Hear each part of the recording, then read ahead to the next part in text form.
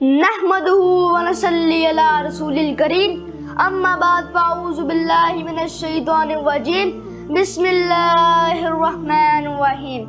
आज मेरी तकरीर का उन्वान है कि ग़ीबत एक संगीन जुर्म है। ला खैरा फ़ी कसीरिम मिन नजवाहुम, मौका मिले तो ना किसी की रसवाई कीजिए, मौका मिले तो ना किसी की रसवाई कीजिए, ग़ीबत को छोड़कर खैर खाही कीजिए। सामाईने किराम, यूं तो हम हराम खाने से बड़ा बचते हैं, सूदखोरी को बुरा समझते हैं, मगर ग़ीबत से बाज नहीं आते, लोगों की ऐब जोइयों को नहीं छोड़ते। आज हमारी जुबानें दूसरों की बुराइयां करते हुए नहीं थकती, हमारी महफिलें नुक्ताचीनी के बगैर मुकम्मल नहीं होती।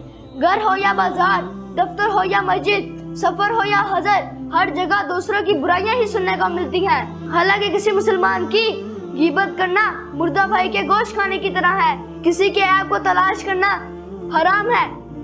इन्ना दिमाकुम व अम्वालकुम व अराज़कुम हरामुन अलैकुम, किसी की बुराइयां बयान करना बहुत बड़ा गुनाह है। सैयदा आयशा रज़ी अल्लाह ताला अन्हा ने एक मर्तबा सैयदा सफिया को पस्ता कद कह दिया। ये एक मामूली सा जुमला था, मगर आप सल्लल्लाहु अलैहि वसल्लम ने फरमाया कि अगर इस कलमे को समंदर के पानी में डाला जाए तो वो भी अपना जायका बदल दे। इसलिए हमें चाहिए कि हम अपनी आखिरत की फिक्र करें, दूसरों की बुराइयों पर नजर ना रखें, किसी के बारे में अच्छा गुमान रखें और ग़ीबत जैसी बुराई से बचें। ना थी जब तक अपने गुनाहों पर नजर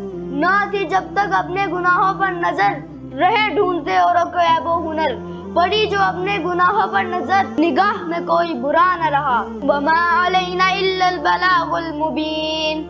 अगर आपको ये मेरी वीडियो पसंद आई हो तो इसको लाइक करें, शेयर करें, कमेंट करें और सब्सक्राइब करें। अल्लाह हाफिज़।